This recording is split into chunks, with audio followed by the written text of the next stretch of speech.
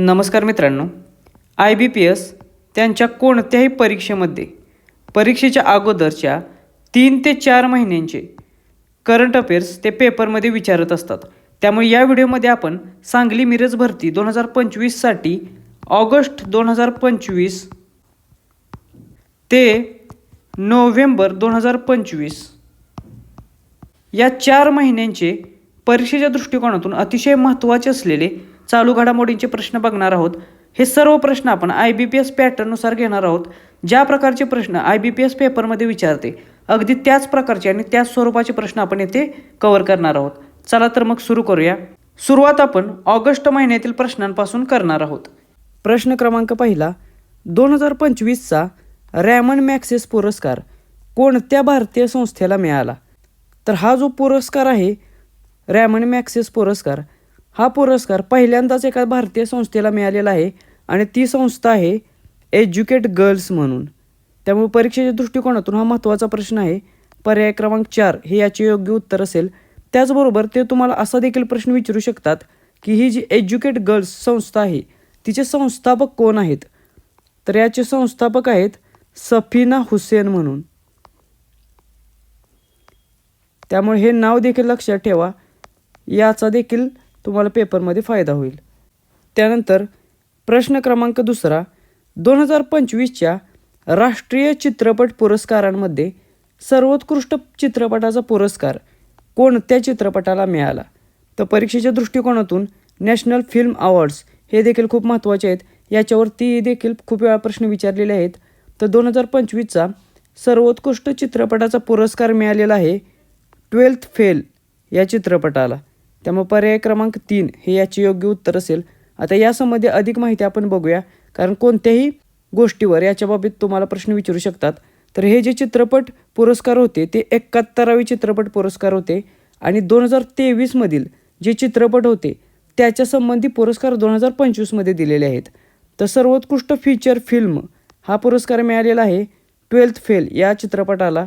सर्वोत्कृष्ट अभिनेत्याचा पुरस्कार मिळालेला आहे शाहरुख खान याला जवान या चित्रपटासाठी आणि विक्रांत मेसी याला 12th फेल या चित्रपटासाठी. त्यामुळे या दोघांना हा पुरस्कार विभागून दिलेला आहे, हे लक्षात घ्या. त्यानंतर सर्वोत्कृष्ट अभिनेत्रीचा पुरस्कार मिळालेला आहे राणी मुखर्जी हिला मिसेस चॅटर्जी वर्सेस नॉर्वे या चित्रपटासाठी. सर्वोत्कृष्ट हिंदी चित्रपट ठरलेला आहे कटहल हा, आणि सर्वोत्कृष्ट दिग्दर्शकाचा पुरस्कार मिळालेला आहे सुदीप्तो सेन यांना द केरळा स्टोरी या चित्रपटासाठी. त्यामुळे हे काही महत्त्वाचे पुरस्कार आहेत 71व्या राष्ट्रीय चित्रपट पुरस्कारासंबंधित, ते लक्षात ठेवा. त्यानंतर प्रश्न क्रमांक तिसरा, भारताचा 89वा बुद्धिबळ ग्रँडमास्टर कोण झाला? तर भारताचा 89वा बुद्धिबळ ग्रँडमास्टर ठरलेला आहे रोहित कृष्णा एस हा. त्यामुळे या प्रश्नाचे उत्तर आहे पर्याय क्रमांक 4 हे. प्रश्न क्रमांक 4, यमुना जलवाहिनी पाईपलाईन प्रकल्पासाठी कोणत्या 2 राज्यांनी MOUवर स्वाक्षरी केलेली आहे? तर हे खूप चर्चेतील असलेला प्रकल्प आहे यमुना जलवाहिनी पाईपलाईन प्रकल्प, आणि याच्यासाठी MOU साईन केलेला आहे हरियाणा आणि राजस्थान या 2 राज्यांनी. त्यामुळे पर्याय क्रमांक 2 हे याचे योग्य उत्तर असेल. त्यानंतर प्रश्न क्रमांक 5, संविधान 130वे विधेयक 2025 नुसार सलग किती दिवस ताब्यात ठेवलेल्या पंतप्रधान, मुख्यमंत्री आणि मंत्र्यांना पदावरून हटवण्याची तरतूद आहे? तर हे खूप महत्त्वाचे विधेयक संसदेमध्ये मांडलेले आहे आणि याच्यानुसार सलग 30 दिवस किंवा त्याच्यापेक्षा जास्त ताब्यात राहिलेले जर पंतप्रधान असतील, मुख्यमंत्री असतील किंवा इतर मंत्री असतील यांना पदावरून हटवण्याची तरतूद याच्यामध्ये केलेली आहे. त्यामुळे पर्याय क्रमांक 2 हे याचे योग्य उत्तर असेल. हे विधेयक खूप महत्त्वाचे असल्याने याच्यावर कोणताही वेगवेगळ्या पद्धतीने ते प्रश्न विचारू शकतात. त्यामुळे त्याबद्दल अधिक माहिती आपण बघूया. हे जे विधेयक आहे ते 130वे संविधान दुरुस्ती विधेयक आहे, त्यामुळे हे लक्षात घ्या. त्यानंतर हे कोणी मांडलेले आहे संसदेमध्ये? तर देशाचे गृहमंत्री आणि सहकार मंत्री अमित शहा यांनी हे विधेयक मांडलेले आहे. या विधेयकामध्ये काय आहे तर देशाचे पंतप्रधान असतील किंवा राज्याचे मुख्यमंत्री असतील किंवा केंद्रीय मंत्री किंवा राज्याचे मंत्री असतील, हे जर सलग 30 दिवस किंवा त्याच्यापेक्षा जास्त जर ताब्यात ठेवल्यास किंवा जेलमध्ये जर राहिल्यास त्यांना त्यांच्या पदाचा राजीनामा द्यावा लागेल, किंवा त्यांनी राजीनामा जर दिला नाही तर त्यांना पदावरून हटवण्याची तरतूद यामध्ये करण्यात आलेली आहे. त्यामुळे ही गोष्ट इथे खूप महत्त्वाची आहे. हे 30 दिवस इथे लक्षात घ्या, याच्यावरतीच तुम्हाला क्वेश्चन फ्रेम केला जाईल. त्याचबरोबर हे जे विधेयक आहे याच्यानुसार संविधानामध्ये काही कलमांमध्ये दुरुस्ती करावी लागणार आहे. तर ती कलमे कोणती असतील, तर कलम 75 पंतप्रधान आणि केंद्रीय मंत्र्यांच्या संबंधित दुरुस्ती करावी लागेल. त्यानंतर कलम 164 मुख्यमंत्री व राज्यांचे जे मंत्री आहेत त्याच्यामध्ये दुरुस्ती करावी लागेल. आणि कलम 239 AA दिल्लीचे जे गव्हर्नन्स आहे किंवा जे मंत्रिमंडळ आहे त्याच्या संबंधित दुरुस्ती कलम 239 A करावी लागेल. त्यामुळे ही 3 कलमे देखील लक्षात ठेवा, याच्यामध्ये या विधेयकानुसार दुरुस्ती अपेक्षित आहे.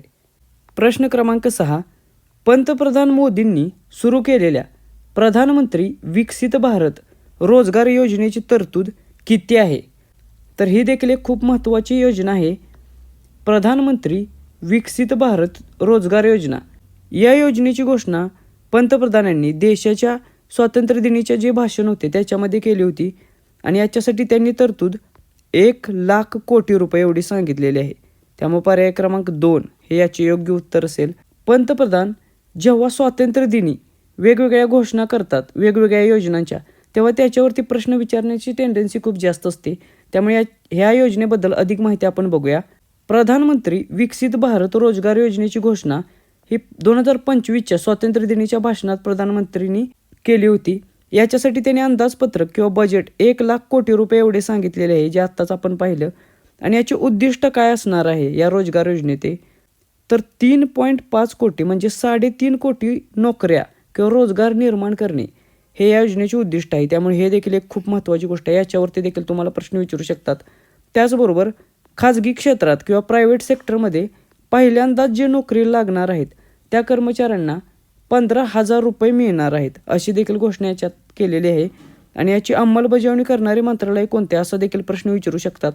तर त्यासाठी कामगार आणि रोजगार मंत्रालय हे या योजनेची अंमलबजावणी करणार आहे.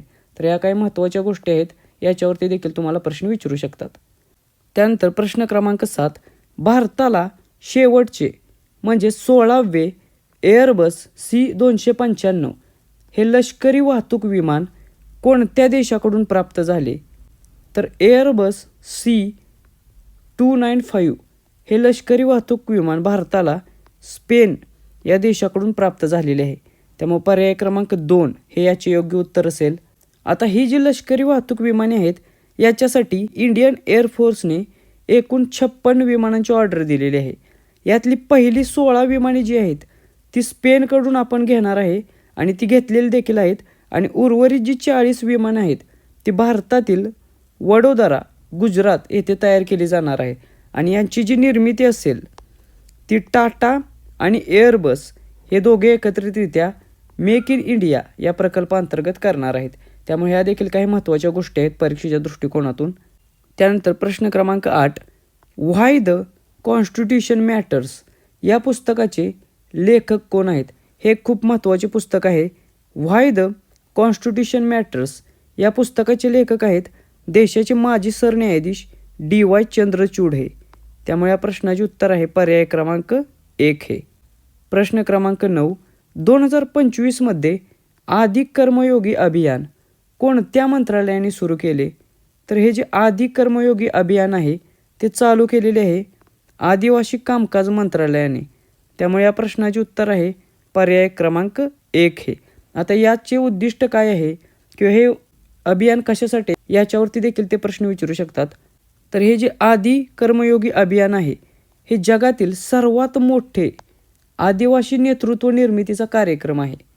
याचे उद्दिष्ट काय आहे तर देशातील जो आदिवासी समुदाय आहे त्या समुदायातील तळागाळापासून नेतृत्व क्षमतेचा विकास करणे किंवा त्यांना नेतृत्वासाठी सशक्त बनवणे हे या आदी कर्मयोगी अभियानाचे उद्दिष्ट आहे. आणि याच्यानुसार काय केले जाणार आहे तर 1,00,000 गावांमध्ये हे अभियान सुरू केले जाणार असून तळागाळातील स्थानिक शासन सुधारण्यासाठी आणि 20,00,000 नेत्यांची निर्मिती करण्यासाठी हे अभियान राबवले जाणार आहे. त्यामुळे या उद्दिष्टावर आणि हे अभियान कशाशी संबंधित आहे या 2 गोष्टी लक्षात ठेवायच्या. दोन्ही गोष्टींवरती प्रश्न विचारले जाऊ शकतात.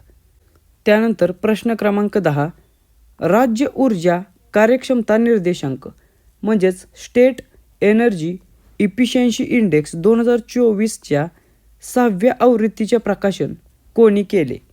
तर हा जो इंडेक्स आहे स्टेट एनर्जी इफिशियन्सी इंडेक्स याच्या 6व्या आवृत्तीचे प्रकाशन केलेले आहे मिनिस्ट्री ऑफ पॉवर म्हणजे ऊर्जा मंत्रालयाने. त्यामुळे पर्याय क्रमांक 1 हे याचे योग्य उत्तर असेल. आता हा जो इंडेक्स आहे तो तयार कोण करतं? तर bureau of energy efficiency BEE ही जी संस्था आहे हा इंडेक्स तयार करते आणि मग याचे प्रकाशन ऊर्जा मंत्रालयामार्फत केले जाते. हा इंडेक्स तयार करण्याचे उद्दिष्ट काय आहे? तर राज्य असतील किंवा केंद्रशासित प्रदेश असतील यांच्यामधील ऊर्जा कार्यक्षमता तपासणे किंवा त्यांची मोजणी करणे आणि वेगवेगळ्या राज्य आणि केंद्रशासित प्रदेशांच्या मध्ये याची तुलना करणे. त्याच्यावरून लक्षात येईल की कोणत्या राज्याची ऊर्जा कार्यक्षमता चांगली आहे आणि कोणत्या राज्यांना सुधारण्याची गरज आहे. आणखीन एक परीक्षेच्या दृष्टिकोनातून महत्त्वाचा प्रश्न असेल की या इंडेक्सनुसार ओव्हरऑल रँकिंगनुसार कोणत्या राज्याचा पहिला क्रमांक लागतो? तर महाराष्ट्र या राज्याचा 2024च्या इंडेक्सनुसार पहिला क्रमांक आहे. दुसरा क्रमांक आंध्र प्रदेश या राज्याचा लागतो आणि तिसरा क्रमांक आसाम या राज्याचा लागतो. त्यामुळे हा पहिला क्रमांक ॲटलिस्ट लक्षात ठेवा, याच्यावरती तुम्हाला प्रश्न येऊ शकतो. जे विद्यार्थी वेगवेगळ्या सरसेवा भरतीची तयारी करत आहेत त्यांच्यासाठी आपल्याकडे चालू घडामोडी 2025च्या नोट स्वरूपाचा एक कोर्स आहे. या कोर्समध्ये आपण 2025 या वर्षातील जानेवारीपासून ते डिसेंबरपर्यंतच्या सर्व चालू घडामोडी कव्हर करणार आहोत. हा कोर्स PDF स्वरूपात असेल आणि ही PDF तुम्हाला डाउनलोड करता येतील, त्याचबरोबर यांच्या प्रिंट देखील काढता येतील. आणि हा जो कोर्स आहे तो कोर्स पूर्णपणे हा 1 लाइनर स्वरूपात असेल, त्यामुळे याची रिव्हिजन करणं तुम्हाला सोपे जाईल. त्याचबरोबर या PDF मध्ये जे करंट अफेअर असेल ते घटकनिहाय आणि मंथ वाईज स्वरूपात ते दिलेले असेल, त्यामुळे याचा अभ्यास करणं तुमच्यासाठी अजून जास्त सोपं होऊन जाईल. हा कोर्स जॉईन करण्यासाठी तुम्हाला आपली स्पर्धा परीक्षा मित्र हे ॲप डाउनलोड करावे लागेल. या ॲपवरती तुम्हाला हा कोर्स मिळून जाईल. त्याचबरोबर या कोर्सची जी सॅम्पल PDF आहे ती देखील तुम्हाला आपल्या स्पर्धा परीक्षा मित्र या ॲपवरती मिळून जाईल. ही जर सॅम्पल PDF तुम्हाला आवडली तरच तुम्ही हा कोर्स परचेस करा. या आपल्या चालू घडामोडींच्या नोट्स प्लस आपले जे यूट्यूबचे व्हिडिओ आहेत या दोन्हीचे कॉम्बिनेशनने तुम्हाला चालू घडामोडींमध्ये मॅक्झिमम आउटपुट मिळून जाईल. प्रश्न क्रमांक 11 नारी 2025 या निर्देशांकात महिलांसाठी सर्वात सुरक्षित शहर कोणते ठरलेले आहे? तर नारी 2025 या निर्देशांकानुसार महिलांसाठी सर्वात सुरक्षित शहर ठरलेले आहे कोहिमा आहे. त्यामुळे पर्याय क्रमांक 3 हे याचे योग्य उत्तर असेल. प्रश्न क्रमांक 12 2025च्या कॉमनवेल्थ वेटलिफ्टिंग चॅम्पियनशिपमध्ये पदक तालिकेमध्ये कोणत्या देशाने पहिला क्रमांक मिळवलेला आहे? तर 2025च्या कॉमनवेल्थ वेटलिफ्टिंग चॅम्पियनशिपमध्ये पदक तालिकेत पहिला क्रमांक मिळवलेला देश आहे भारत हा. त्यामुळे पर्याय क्रमांक 1 हे याचे योग्य उत्तर असेल. आता परीक्षेत तुम्हाला ही जी चॅम्पियनशिप आहे ही कोठे झाली असा देखील प्रश्न विचारू शकतात. याचे ठिकाण ते तुम्हाला विचारतील. तर ही जी स्पर्धा होती ती भारतातील अहमदाबाद या ठिकाणी झालेली आहे. त्यामुळे हे ठिकाण देखील लक्षात ठेवा. या ठिकाणावरती देखील तुम्हाला प्रश्न विचारला जाऊ शकतो. त्याचबरोबर भारताने याच्यामध्ये एकूण जी पदके मिळवलेली आहेत ती किती होती? तर एकूण 40 पदके भारताने मिळवलेली आहेत आणि या 40 पदकांपैकी जवळपास 27 गोल्ड मेडल आहेत. त्यामुळे हे देखील लक्षात ठेवा. त्यानंतर प्रश्न क्रमांक 13 ड्युरँड कप 2025चे विजेतेपद कोणत्या संघाने जिंकलेले आहे? तर सर्वात आधी तुम्हाला ड्युरँड कप हा कोणत्या स्पर्धेशी संबंधित आहे असा प्रश्न विचारला जातो. तर हा फुटबॉल या खेळाशी संबंधित असलेला कप आहे किंवा स्पर्धा आहे आणि 2025चा ड्युरँड कप जिंकलेला आहे नॉर्थ ईस्ट युनायटेड या संघाने. त्यामुळे या प्रश्नाचे उत्तर आहे पर्याय क्रमांक 1 हे. आणि या संघाने नॉर्थ ईस्ट युनायटेडने हा जो कप आहे तो दुसऱ्यांदा जिंकलेला आहे. त्यानंतर प्रश्न क्रमांक 14 2025ची आशियाई शूटिंग चॅम्पियनशिपमध्ये सर्वाधिक पदके कोणत्या देशाने जिंकली? तर ही आणखीन एक महत्त्वाची स्पर्धा होती 2025मधील आशियाई शूटिंग चॅम्पियनशिप. यामध्ये सर्वाधिक पदके जिंकलेला देश आहे भारत हा. त्यामुळे पर्याय क्रमांक 2 हे याचे योग्य उत्तर असेल. याच्यावरती देखील तुम्हाला प्रश्न विचारला जाईल, आशियाई शूटिंग चॅम्पियनशिप ही कोणत्या ठिकाणी झाली होती. तर आशियाई शूटिंग चॅम्पियनशिप ही स्पर्धा भरवण्यात आलेली कझाकिस्तान या देशामध्ये.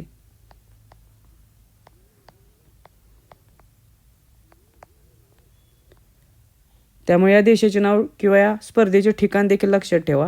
याच्यावरती देखील प्रश्न विचारले जातात. आणि या स्पर्धेमध्ये भारताने एकूण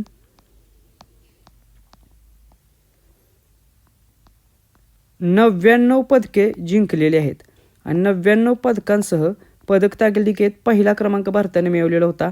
आणि या 99 पदकांपैकी 50 पदके ही गोल्ड मेडल आहेत. त्यामुळे हे देखील लक्षात ठेवा. प्रश्न क्रमांक 15, भारताने पुढील पिढीच्या लढाऊ विमानांसाठी जेट इंजिन तयार करण्यासाठी कोणत्या देशाच्या गटासोबत भागीदारी केलेली आहे. तर नेक्स्ट जनरेशनची जी कॉम्बॅट विमाने आहेत, लढाऊ विमाने आहेत, त्यांच्यासाठी जेट इंजिन तयार करणे हा जो प्रकल्प आहे त्याच्यासाठी भारताने फ्रान्स या देशासोबत भागीदारी केलेली आहे. त्यामुळे पर्याय क्रमांक 1 हे याचे योग्य उत्तर असेल. आणि भारत म्हणजेच DRDO आणि फ्रान्सचा सॅफ्रॉन ग्रुप हे दोघे मिळून advanced medium combat aircraft AMCA बनवणार आहेत किंवा याच्यासाठी जेट इंजिन्स बनवणार आहेत लढाऊ विमानांसाठी. त्यामुळे हे देखील लक्षात ठेवा. त्यानंतर प्रश्न क्रमांक 16, 2025मध्ये UNDP इक्वेटर पुरस्कार जिंकणारा कर्नाटकातील महिला स्वयंसहायता समूह म्हणजे सेल्फ हेल्प ग्रुप कोणता ठरलेला आहे. तर 2025चा UNDP इक्वेटर पुरस्कार जिंकलेला आहे BV फातिमा महिला सेल्फ हेल्प ग्रुप कर्नाटक या स्वयंसहायता गटाने. त्यामुळे पर्याय क्रमांक 2 हे याचे योग्य उत्तर असेल. आणि हा जो इक्वेटर पुरस्कार आहे UNDPचा, यालाच Nobel prize for biodiversity conservation असे दुसरे नाव देखील आहे. त्यामुळे ते देखील लक्षात असू द्या. त्याच्यावरती देखील प्रश्न विचारला जाऊ शकतो. प्रश्न क्रमांक 17, भारतातील पहिले स्मार्ट इंटेलिजंट व्हिलेज म्हणून कोणत्या गावाची घोषणा झालेली आहे. तर भारताचे पहिले स्मार्ट इंटेलिजंट व्हिलेज म्हणून महाराष्ट्रातील सातनवरी या गावाची घोषणा झालेली आहे. त्यामुळे पर्याय क्रमांक 4 हे याचे योग्य उत्तर असेल. आणि हे जे सातनवरी व्हिलेज आहे ते कोणत्या जिल्ह्यातील आहे. तर ते आहे नागपूर या जिल्ह्यातील. त्यामुळे तुम्हाला जिल्हा देखील माहीत असणं आवश्यक आहे. त्यानंतर प्रश्न क्रमांक 18, RE100 या उपक्रमात सामील होणारी पहिली भारतीय ऊर्जा कंपनी कोणती ठरलेली आहे. तर RE100 या उपक्रमामध्ये सामील होणारी भारतातील पहिली ऊर्जा कंपनी ठरलेली आहे सुझलॉन ग्रुप ही. त्यामुळे पर्याय क्रमांक 4 हे याचे योग्य उत्तर असेल. हा जो RE100 उपक्रम आहे हा ग्लोबल लेवलला इंटरनॅशनल लेवलला चालवलं जाणार एक चळवळ आहे ग्रीन एनर्जीच्या बाबतीत. आणि याला लीड कोण करत आहे. तर क्लायमेट ग्रुप जो आहे तो या पूर्ण चळवळीला किंवा उपक्रमाला लीड करत आहे. त्यानंतर प्रश्न क्रमांक 19, भारत पे सोबत भारताचे पहिले रुपे EMI क्रेडिट कार्ड कोणत्या बँकेने जारी केलेले आहे. तर भारत पे सोबत भागीदारीमध्ये भारतातील पहिले रुपे EMI क्रेडिट कार्ड जारी करणारी बँक ठरलेली आहे युनिटी बँक ही. त्यामुळे पर्याय क्रमांक 1 हे या प्रश्नाचे योग्य उत्तर आहे. त्यानंतर प्रश्न क्रमांक 20, 2025च्या खेलो इंडिया वॉटर स्पोर्ट फेस्टिवलमध्ये पदक तालिकेत कोणत्या राज्याने पहिला क्रमांक मिळवलेला आहे. तर खेलो इंडियाच्या जेवढ्या काही स्पर्धा होतात त्या परीक्षेच्या दृष्टिकोनातून सर्व महत्त्वाचे आहेत. कारण कोणत्याही स्पर्धेवरती प्रश्न विचारला जातो. तर 2025च्या खेलो इंडिया वॉटर स्पोर्ट फेस्टिवलमध्ये पहिला क्रमांक मिळवलेले राज्य आहे मध्य प्रदेश आहे. त्यामुळे या प्रश्नाचे उत्तर आहे पर्याय क्रमांक 1 हे. आता ही जी स्पर्धा होती ही कोणत्या ठिकाणी घडली असा देखील प्रश्न तुम्हाला विचारला जाईल. तर Khelo India water sport festival हे दाल सरोवर जे आहे श्रीनगरमधील जम्मू काश्मीर या राज्यातील तेथे पार पडलेले आहे. त्यामुळे स्थळ लक्षात ठेवा. आणि याच्यामध्ये सर्वाधिक पदके मध्य प्रदेश या राज्याने जिंकलेले आहेत. त्यानंतर प्रश्न क्रमांक 21 भारताचे पहिले पूर्णपणे डिजिटल साक्षर राज्य कोणते ठरलेले आहे? तर भारतातील पहिले डिजिटली साक्षर राज्य ठरलेले आहे केरळ हे. त्यामुळे पर्याय क्रमांक 2 हे याचे योग्य उत्तर आहे. त्यानंतर प्रश्न क्रमांक 22 द कॉन्शियन्स नेटवर्क या पुस्तकाचे लेखक कोण आहेत? तर हे देखील आणखीन एक महत्त्वाचे पुस्तक आहे जे ऑगस्टमध्ये प्रकाशित झालेले आहे. द कॉन्शियन्स नेटवर्क या पुस्तकाचे लेखक आहेत सुगता श्रीनिवास राजू हे. त्यामुळे पर्याय क्रमांक 1 हे याचे योग्य उत्तर आहे.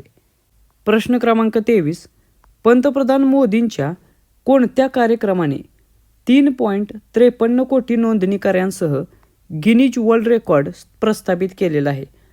तर असा कोणता कार्यक्रम आहे जो नरेंद्र मोदींनी आयोजित केला होता की ज्याच्यासाठी 3.53 कोटी रजिस्ट्रेशन झाले होते आणि तो एक गिनीज वर्ल्ड रेकॉर्ड झालेला आहे? तर तो कार्यक्रम होता परीक्षा पे चर्चा हा. त्यामुळे पर्याय क्रमांक 1 हे याचे योग्य उत्तर असेल. आता येथे 2 गोष्टी लक्षात ठेवा. कार्यक्रमाचे नाव परीक्षा पे चर्चा आणि हा आकडा देखील लक्षात ठेवा 3.53 कोटी म्हणजे 3.5 कोटी रजिस्ट्रेशन्स याच्यासाठी झालेले. आता आपण सप्टेंबर या महिन्यातील काही महत्त्वाच्या चालू घडामोडी बघूया ज्या परीक्षेसाठी आपल्याला उपयुक्त ठरतील.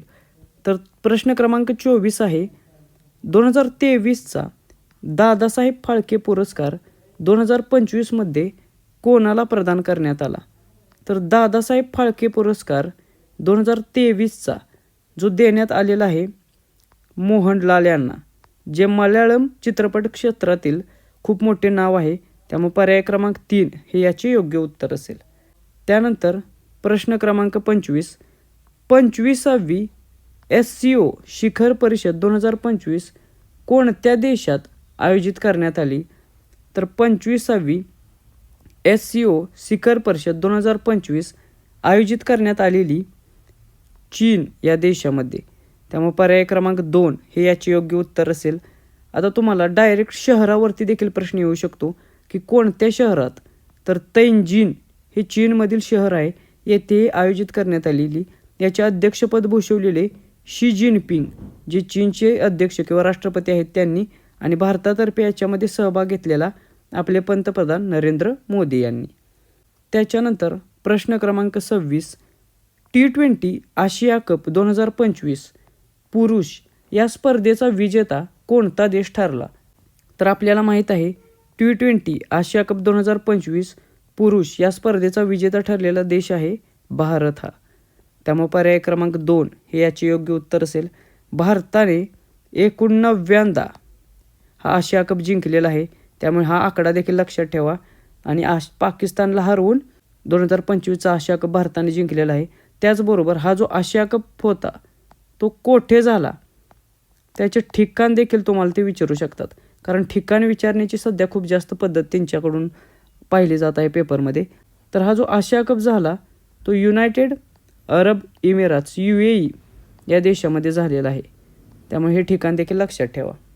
त्यानंतर प्रश्न क्रमांक 27 भारताचे 15वे उपराष्ट्रपती म्हणून कोण निवडले गेले? तर 15वे उपराष्ट्रपती ठरलेले आहेत CP राधाकृष्णन हे. त्यामुळे पर्याय क्रमांक 3 हे याचे योग्य उत्तर असेल. परीक्षेमध्ये तुम्हाला CP राधाकृष्णन हे भारताचे कितवे उपराष्ट्रपती आहेत असा प्रश्न येऊ शकतो. तर ते 15वे उपराष्ट्रपती ठरलेले आहेत. प्रश्न क्रमांक 28 GST काउन्सिलची 56वी बैठक कोणत्या शहरात झाली? तर GST काउन्सिलची 56वी बैठक झालेली आहे नवी दिल्ली या ठिकाणी. त्यामुळे पर्याय क्रमांक 1 हे याचे योग्य उत्तर असेल. ही जी 56वी बैठक आहे ती खूप महत्त्वाची आहे परीक्षेच्या दृष्टिकोनातून देखील आणि GSTच्या बाबतीत देखील, कारण या GST काउन्सिलमध्ये 12% आणि 28% हे जे GSTचे स्लॅब्स होते ते रद्द केलेले आहेत आणि फक्त 2च म्हणजे 5% जे आवश्यक वस्तूंसाठी असेल आणि 18% हे 2 स्लॅब ठेवलेले आहेत, कारण GSTची सुलभ अंमलबजावणी व्हावी म्हणून. आणि ही जी काउन्सिल झाली याचे अध्यक्षस्थान कोणी भूषवलेले, तर आपल्याला माहीत आहे GST काउन्सिलचे अध्यक्षस्थान हे देशाचे अर्थमंत्री भूषवतात. त्यामुळे निर्मला सीतारामन हे या परिषदेच्या अध्यक्षस्थानी होत्या. त्याचबरोबर अतिरिक्त ॲडिशनल 40% GST देखील असणार आहे. मात्र तो लक्झरी किंवा सीन वस्तूंवर म्हणजे तंबाखू किंवा खाजगी विमाने अशा ज्या काही महागड्या शौकेच्या गोष्टी आहेत त्याच्यावर असणार आहेत. आणि जीवन विमा किंवा आरोग्य विमा जो आहे याच्यावरती GST असणार नाही. त्यामुळे हे देखील गोष्ट लक्षात ठेवा. त्याचबरोबर जे काही आवश्यक अन्नपदार्थ आहेत त्याच्यावरती 5% एवढा कमी करण्यात आलेला आहे. जसे काही भुजिया, लोणी, तूप, दूध, चॉकलेट हे जे काही अन्नपदार्थ आहेत त्याच्यावरती GST कमी करण्यात आलेला आहे. तर ही काही महत्त्वाची इन्फॉर्मेशन आहे ती देखील लक्षात ठेवा. याच्यावरती देखील ते प्रश्न तुम्हाला विचारू शकतात. त्यानंतर प्रश्न क्रमांक 29, 2025-26ची दुलीप ट्रॉफी विजेता संघ कोणता ठरलेला आहे? तर दुलीप ट्रॉफी ही जी स्पर्धा आहे ती क्रिकेटशी संबंधित असलेली स्पर्धा आहे. आणि 2025-26चा विजेता ठरलेला संघ आहे सेंट्रल झोन हा. त्यामुळे पर्याय क्रमांक 2 हे याचे योग्य उत्तर असेल. तर साऊथ झोन हा जो संघ आहे तो रनरअप ठरलेला आहे. म्हणजे सेंट्रल झोनने साऊथ झोन या संघाचा पराभव करून ही स्पर्धा जिंकलेली होती. त्यानंतर प्रश्न क्रमांक 30, भारताने पहिली क्रॉस बॉर्डर रेल लिंक कोणत्या देशासोबत जाहीर केली? तर भारताने अशा प्रकारची पहिलीच क्रॉस बॉर्डर रेल लिंक असा प्रकल्प जाहीर केलेला आहे भूतान या देशासोबत. त्यामुळे पर्याय क्रमांक 3 हे याचे योग्य उत्तर आहे. प्रश्न क्रमांक 31, BCCIचे नवीन अध्यक्ष म्हणून कोण नियुक्त झालेले आहे? तर BCCIच्या अध्यक्षपदी नवीन नेमणूक झालेली आहे आणि त्यांचे नाव आहे मिथुन मन्नासे. त्यामुळे पर्याय क्रमांक 2 हे याचे योग्य उत्तर असेल. प्रश्न क्रमांक 32, राष्ट्रीय ई-गव्हर्नन्स पुरस्कार 2025मध्ये सुवर्ण पुरस्कार कोणत्या ग्रामपंचायतीने जिंकलेला आहे? तर नॅशनल ई-गव्हर्नन्स अवॉर्ड 2025मध्ये गोल्ड पुरस्कार गोल्ड मेडल मिळालेली ग्रामपंचायत ठरलेली आहे महाराष्ट्रातील रोहिणी ही ग्रामपंचायत. त्यामुळे पर्याय क्रमांक 2 हे याचे योग्य उत्तर असेल. आणि ही महाराष्ट्रातील धुळे जिल्ह्यातील ग्रामपंचायत आहे. त्यामुळे जिल्हा देखील लक्षात ठेवा. प्रश्न क्रमांक 33, जगातील पहिला AI कॅबिनेट मंत्री नियुक्त करणारा देश कोणता ठरलेला आहे? तर अशा प्रकारे आर्टिफिशियल इंटेलिजन्सवर आधारित असलेला कॅबिनेट मंत्री कॅबिनेट मिनिस्टर नियुक्त करणारा जगातला पहिला देश ठरलेला आहे अल्बेनिया हा. त्यामुळे पर्याय क्रमांक 2 हे याचे योग्य उत्तर असेल. आणि या AI कॅबिनेट मिनिस्टरचे नाव आहे डिएला असे. त्यामुळे हे नाव देखील तुम्हाला माहीत असणं आवश्यक आहे. प्रश्न क्रमांक 34, युद्ध अभ्यास 2025 हा सैनिकी सराव भारत आणि कोणत्या देशादरम्यान पार पडला? तर युद्ध अभ्यास हा जो सराव असतो लष्करी सराव तो भारत आणि अमेरिका या 2 देशांच्या दरम्यान पार पडतो. त्यामुळे पर्याय क्रमांक 2 हे याचे योग्य उत्तर असेल. आता तुम्हाला लोकेशन देखील ते विचारत आहेत की कोणत्या ठिकाणी पार पडला. तर हा जो युद्ध अभ्यास होता युद्ध अभ्यास 2025 हा भारत आणि अमेरिकेच्या दरम्यान पार पडलेला युद्धाभ्यास अमेरिकेतील फोर्ट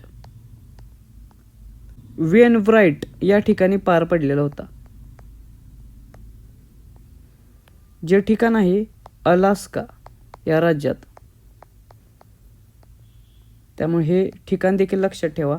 या ठिकाणावरती देखील ते प्रश्न विचारतात. प्रश्न क्रमांक 35, 2025चे ISSF ज्युनियर वर्ल्ड कपमध्ये पदक तालिकेत कोणत्या देशाने अव्वल स्थान मिळवलेले आहे? तर 2025च्या ISSF ज्युनियर वर्ल्ड कपमध्ये पहिल्या क्रमांकाचे स्थान मिळवलेले आहे भारत या देशाने. त्यामुळे पर्याय क्रमांक 3 हे याचे योग्य उत्तर असेल. आता ही जी ज्युनियर वर्ल्ड कप स्पर्धा पार पडली ती कोठे पार पडली त्याचे ठिकाण देखील आपल्याला माहीत असणं आवश्यक आहे. तर ही स्पर्धा संयुक्तपणे नवी दिल्ली म्हणजेच भारतातील नवी दिल्ली आणि जर्मनी या देशामध्ये पार पडलेली आहे.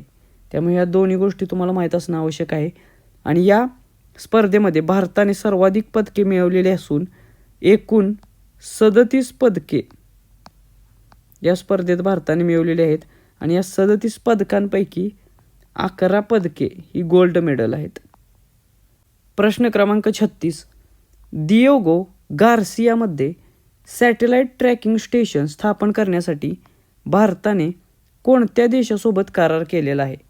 तर डिएगो गार्सियामध्ये सॅटेलाइट ट्रॅकिंग स्टेशन स्थापन करण्यासाठी भारताने मॉरिशस या देशासोबत करार केलेला आहे. त्यामुळे पर्याय क्रमांक 1 हे याचे योग्य उत्तर आहे. प्रश्न क्रमांक 37. 16वी सशस्त्र दल परिषद कोठे आयोजित करण्यात आली? तर कोलकाता या ठिकाणी 16वी सशस्त्र दल परिषद आयोजित करण्यात आलेली. त्यामुळे पर्याय क्रमांक 1 हे याचे योग्य उत्तर आहे. प्रश्न क्रमांक 48. वर्ल्ड आर्चरी चॅम्पियनशिप 2025 मध्ये भारताने किती सुवर्ण पदके जिंकलेली आहेत? तर वर्ल्ड आर्चरी चॅम्पियनशिप 2025 ही जी स्पर्धा होती ती कोठे पार पडली त्याचे ठिकाण माहीत असणं आपल्याला सर्वात आधी आवश्यक आहे, कारण या ठिकाणावरती डायरेक्ट प्रश्न विचारला जातो. तर ही जी स्पर्धा होती ती पार पडलेली साऊथ कोरियामध्ये, दक्षिण कोरिया या देशात. त्यामुळे या देशाचे नाव हे ठिकाण लक्षात ठेवा. आणि या स्पर्धेमध्ये भारताने 1 सुवर्णपदक जिंकले होते. त्यामुळे पर्याय क्रमांक 1 हे याचे योग्य उत्तर आहे. त्यानंतर प्रश्न क्रमांक 39. वर्ल्ड बॉक्सिंग चॅम्पियनशिप 2025 मध्ये पदक तालिकेत कोणता देश अव्वल ठरला? तर वर्ल्ड बॉक्सिंग चॅम्पियनशिप 2025 ही जी स्पर्धा झाली याच्यामध्ये सर्वाधिक पदके मिळवलेला देश होता कझाकिस्तान हा. त्यामुळे पर्याय क्रमांक 1 हे याचे योग्य उत्तर असेल. आता ही जी स्पर्धा झाली ती लिव्हरपूल या इंग्लंडमधील शहरामध्ये झाली होती आणि सर्वाधिक पदके मिळवलेली होती कझाकिस्तान या देशाने. 2 नंबरला पदके उझबेकिस्तान या देशाने मिळवलेले आणि भारताचा क्रमांक होता 3रा. 3 नंबरची पदके भारताने मिळवलेली असून 2 गोल्ड, 1 सिल्वर आणि 1 ब्रॉन्झ म्हणजेच एकूण 4 मेडल्स या स्पर्धेत भारताने मिळवलेले आहेत. त्यानंतर प्रश्न क्रमांक 40. मैत्री 2025 हा युद्ध सराव भारताने कोणत्या देशासोबत आयोजित केला?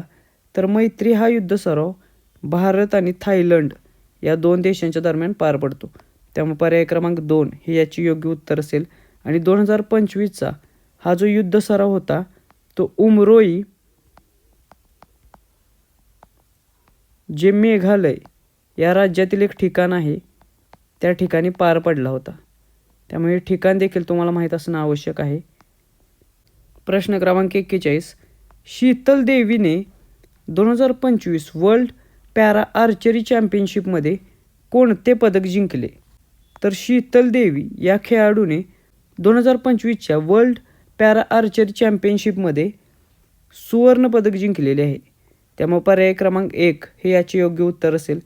ही जी स्पर्धा होती ती ग्वांगजू या दक्षिण कोरियातील ठिकाणी झालेली आणि सर्वाधिक पदके याच्यामध्ये मिळवलेला देश होता चीन आणि 2 नंबरची सर्वाधिक पदके भारताने मिळवलेली होती.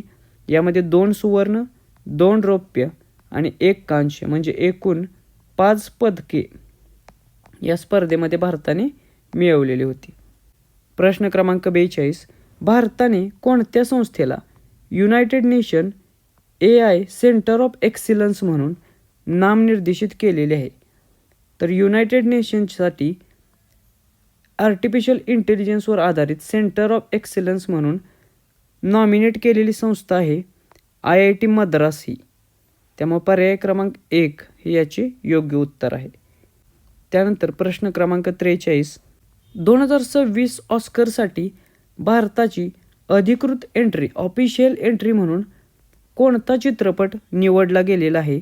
तर 2026च्या ऑस्करसाठी भारताची अधिकृत एंट्री ठरलेला सिनेमा असेल होम बाउंड हा. त्यामुळे पर्याय क्रमांक 3 हे याचे योग्य उत्तर आहे. प्रश्न क्रमांक 44. सप्टेंबर 2025 मध्ये 579 कोटींच्या करारासह टीम इंडियाचा नवा प्रायोजक किंवा स्पॉन्सर कोणती कंपनी बनलेली आहे?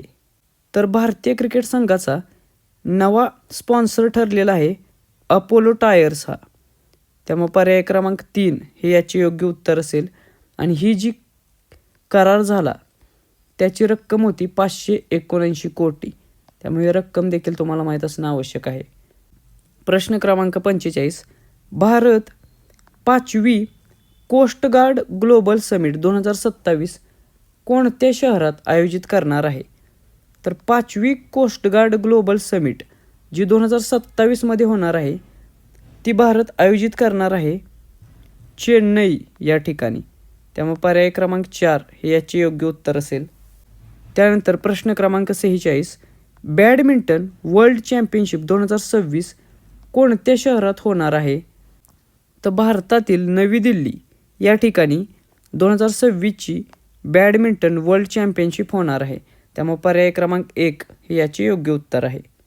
आता आपण परीक्षेच्या दृष्टिकोनातून महत्त्वाचे असलेले नोव्हेंबर 2025 या महिन्यातील सर्व प्रश्न बघणार आहोत. PPT बनवत असताना इथे थोडासा क्रम चुकलेला आहे. सुरुवातीला आपण नोव्हेंबर या महिन्यातील प्रश्न बघूया व याच्यानंतर मग ऑक्टोबर या महिन्यातील प्रश्न बघूया. प्रश्न क्रमांक 47. अंतराळातील AI डेटा सेंटर्सची चाचणी करण्यासाठी प्रोजेक्ट सनकॅचर कोणत्या संस्थेने सुरू केलेला आहे? तर हा जो प्रोजेक्ट सनकॅचर आहे तो कशासाठी असणार आहे? तर स्पेसमधील AI डेटा सेंटर्सची टेस्टिंग करण्यासाठी हा प्रोजेक्ट लॉन्च केला गेलेला आहे गुगल या कंपनीमार्फत. त्यामुळे पर्याय क्रमांक 1 हे याचे योग्य उत्तर आहे. त्यानंतर प्रश्न क्रमांक 48. अलीकडेच युनेस्कोने सिटी ऑफ गॅस्ट्रोनॉमी या श्रेणीअंतर्गत आपल्या क्रिएटिव्ह सिटीज नेटवर्कमध्ये कोणत्या शहराचा समावेश अधिकृतपणे केलेला आहे? तर युनेस्कोच्या सिटी ऑफ गॅस्ट्रोनॉमी या कॅटेगरीमध्ये भारतातील लखनौ या शहराचा ऑफिशियलपणे समावेश केलेला आहे. त्यामुळे पर्याय क्रमांक 1 हे याचे योग्य उत्तर असेल. याच्या अगोदर सिटी ऑफ गॅस्ट्रोनॉमीमध्ये 2019 साली भारतातील हैदराबाद या शहराचा समावेश केला होता. म्हणजेच हैदराबादनंतर लखनौ हे अशा प्रकारे सिटी ऑफ गॅस्ट्रोनॉमीमध्ये समावेश होणारे दुसरे शहर ठरलेले आहे. प्रश्न क्रमांक 49. अलीकडेच भारताचा 90वा बुद्धिबळ ग्रँडमास्टर कोण झालेला आहे? तर या 3 महिन्यात 3 नवीन ग्रँडमास्टर मिळालेले आहेत. आपण 89वा बघितला. आता हा जो 90वा बुद्धिबळ ग्रँडमास्टर ठरलेला आहे त्यांचे नाव आहे इल्लामपर्ती AR हे. त्यामुळे पर्याय क्रमांक 2 हे याचे योग्य उत्तर आहे. त्यानंतर प्रश्न क्रमांक 50. नोव्हेंबर 2050 देशातील सर्वात जड कम्युनिकेशन उपग्रह CMS-03 कोणत्या अंतराळ संस्थेने प्रक्षेपित केला? आता भारतातील सर्वात जड कम्युनिकेशन सॅटेलाईट ज्याचे नाव देखील तुम्हाला माहीत असणं आवश्यक आहे CMS-03. त्याचबरोबर याला आणखीन एका नावाने ओळखले जाते GSAT-7R म्हणून. त्यामुळे हे 2 नावे लक्षात ठेवा CMS-03 किंवा GSAT-7R. आणि हा लॉन्च केलेला आहे भारताची अंतराळ संशोधन संस्था इस्रोने. त्यामुळे पर्याय क्रमांक 2 हे याचे योग्य उत्तर असेल. त्याचबरोबर हा लॉन्च करण्यासाठी कोणते रॉकेट वापरले होते ते देखील तुम्हाला माहीत असणं आवश्यक आहे. तर याचे नाव होते लॉन्चिंग व्हेइकल LVM-3M5 हे. तर हे नाव देखील लक्षात ठेवा. त्याचबरोबर सर्वाधिक जड कम्युनिकेशन सॅटेलाईट म्हणजे जवळपास 4400 किलोग्रॅम वजनाचा हा सॅटेलाईट असणार आहे. प्रश्न क्रमांक 51. स्वच्छ सर्वेक्षण 2025च्या अहवालानुसार भारतातील सर्वात अस्वच्छ डर्टिएस्ट शहर कोणते ठरलेले आहे? तर स्वच्छ सर्वेक्षण अहवाल हा परीक्षेच्या दृष्टिकोनातून महत्त्वाचा आहे कारण याच्यावरती बऱ्याच वेळा क्वेश्चन विचारलेले आहेत. तर त्यानुसार भारतातील सर्वात अस्वच्छ डर्टिएस्ट शहर ठरलेले आहे मदुराई हे. त्यामुळे पर्याय क्रमांक 4 हे याचे योग्य उत्तर असेल. स्वच्छ भारत मिशन अर्बन अंतर्गत हा सर्वे केला होता आणि याच्यामध्ये हे मदुराई हे सर्वात डर्टिएस्ट शहर ठरलेले आहे. प्रश्न क्रमांक 52. World justice project rule of law index 2025 भारताचा क्रमांक किती आहे? तर वर्ल्ड जस्टिस प्रोजेक्टनुसार रूल ऑफ लॉ इंडेक्स 2025मध्ये भारताचा क्रमांक आहे 86वा. त्यामुळे पर्याय क्रमांक 3 हे याचे योग्य उत्तर असेल. आणि या इंडेक्सनुसार पहिला क्रमांक असलेला देश आहे डेन्मार्क हा. त्यामुळे हे देखील तुम्हाला माहीत असलं पाहिजे. त्याच्यानंतर प्रश्न क्रमांक 53, 23 नोव्हेंबर 2025 रोजी पुण्यात दिला जाणारा पहिला आर.के. लक्ष्मण उत्कृष्टता पुरस्कार कोणत्या अभिनेत्याला प्रदान केला जाणार आहे? तर आर.के. लक्ष्मण उत्कृष्टता पुरस्कार हा पहिल्यांदाच दिला जाणार आहे आणि पहिलाच पुरस्कार मिळालेला आहे आमिर खान यांना. त्यामुळे पर्याय क्रमांक 1 हे याचे योग्य उत्तर असेल. प्रश्न क्रमांक 54, भारतीय चित्रपट आणि साहित्यातील अप्रतिम योगदानासाठी 2025चा SOA साहित्य सन्मान कोणाला प्रदान केला जाणार आहे? तर भारतीय चित्रपट असेल किंवा साहित्य क्षेत्र असेल याच्यामध्ये दिलेल्या त्यांच्या अप्रतिम योगदानासाठी 2025चा शिक्षा ओ अनुसंधान साहित्य सन्मान पुरस्कार दिला जाणार आहे जावेद अख्तर यांना. त्यामुळे पर्याय क्रमांक 2 हे याचे योग्य उत्तर असेल. प्रश्न क्रमांक 55, QS आशिया युनिव्हर्सिटी रँकिंग 2026 मध्ये पहिला क्रमांक कोणत्या भारतीय संस्थेला मिळालेला आहे? तर QSच्या आशिया विद्यापीठ रँकिंग 2026नुसार पहिला क्रमांक मिळालेली भारतीय संस्था आहे IIT दिल्ली ही. त्यामुळे पर्याय क्रमांक 1 हे याचे योग्य उत्तर असेल. हा जो पहिला क्रमांक आहे तो फक्त भारतीय संस्थांना विचारात घेऊनच येथे देण्यात आलेला आहे. प्रश्न क्रमांक 56, 180 देशांमधील जागतिक शांततेसाठी केलेल्या प्रयत्नांबद्दल 2025चा world leader for peace and security पुरस्कार कोणाला प्रदान करण्यात येणार आहे? तर 2025चा world leader for peace and security हा जो पुरस्कार आहे तो प्रदान करण्यात येणार आहे गुरुदेव श्री श्री रविशंकर यांना. त्यामुळे या प्रश्नाचे उत्तर आहे पर्याय क्रमांक 1 हे.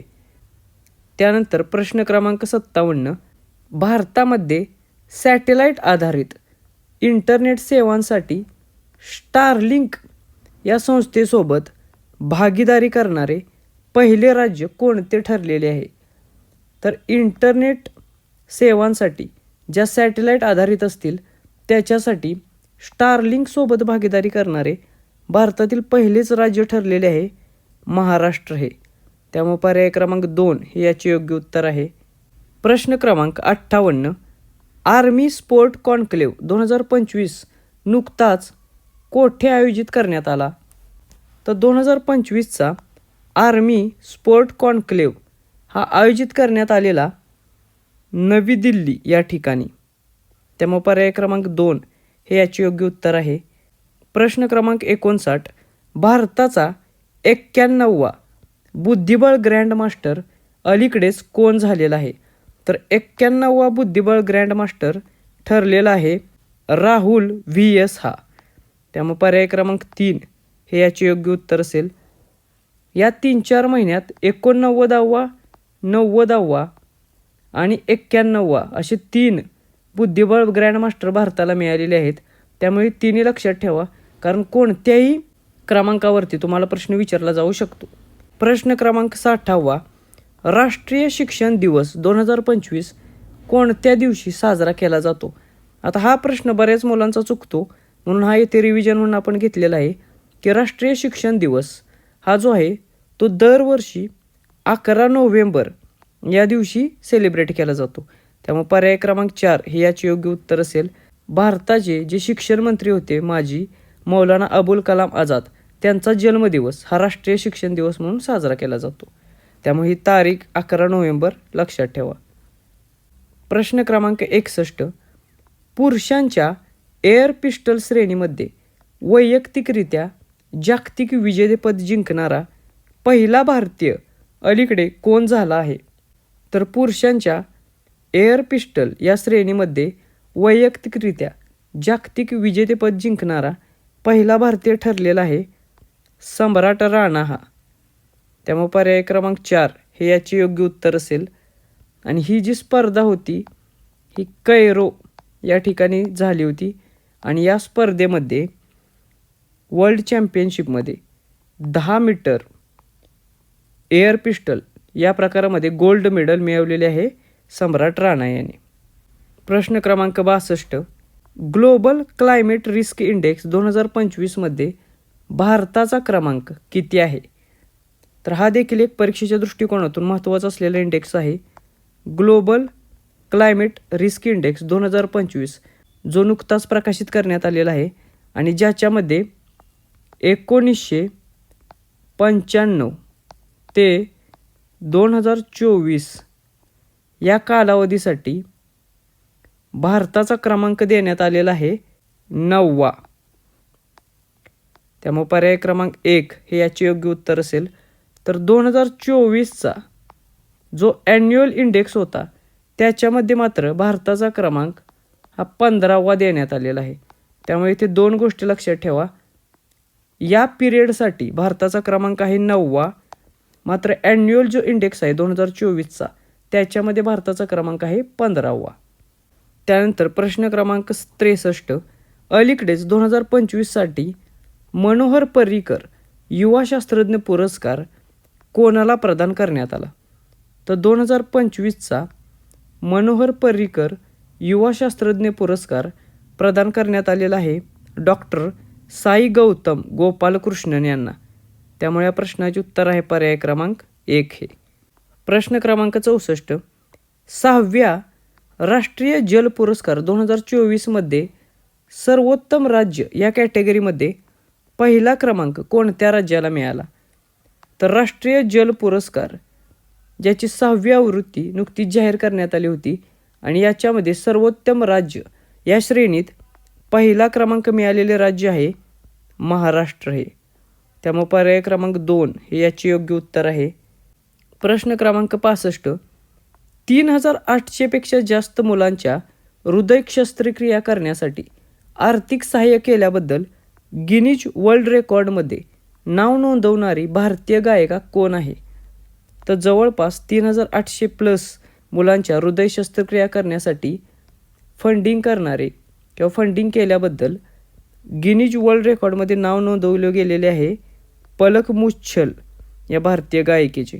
त्यामुळे पर्याय क्रमांक 2 हे याचे योग्य उत्तर असेल. आता या शस्त्रक्रियांमुळे गिनीज वर्ल्ड रेकॉर्ड प्लस जे लिम्का बुक आहे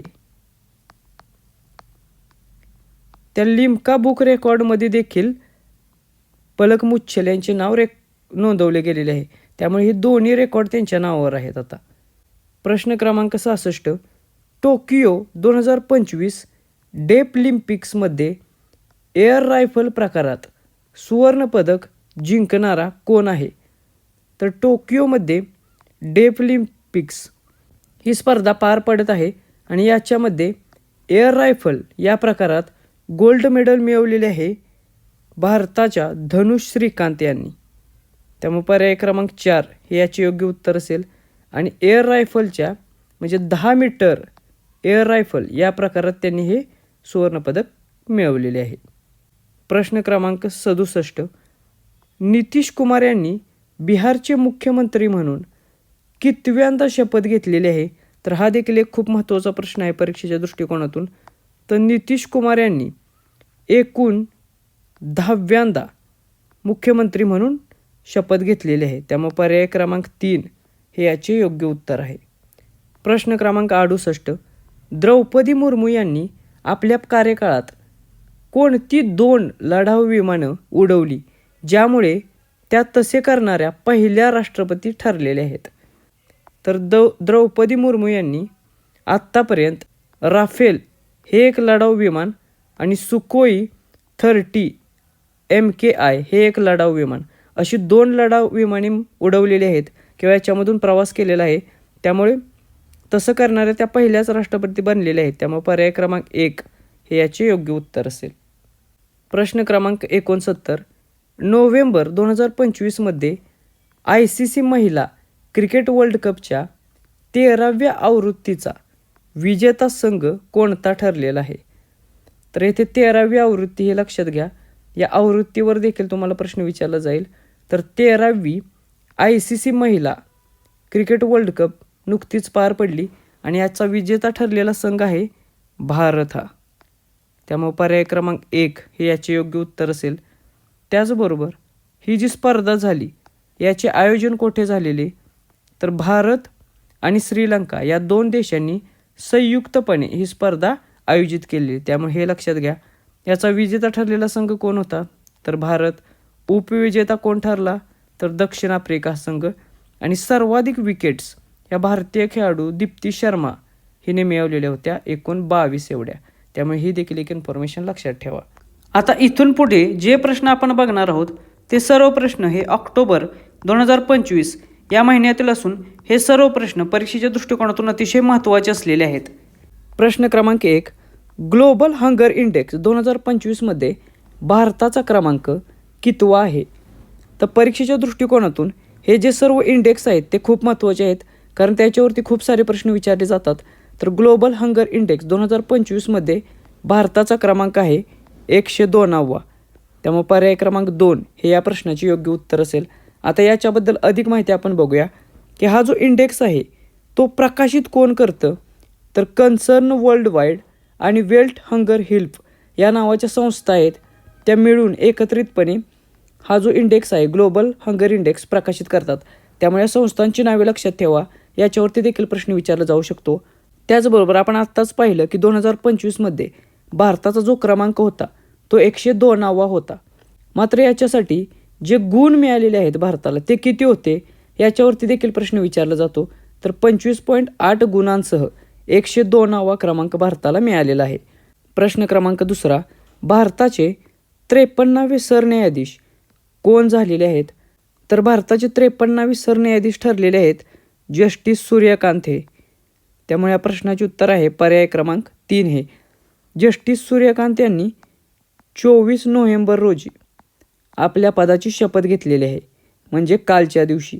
त्यामुळे ही तारीख देखील तुम्हाला माहीत असणं आवश्यक आहे. आणि हे कोणाला रिप्लेस करतील?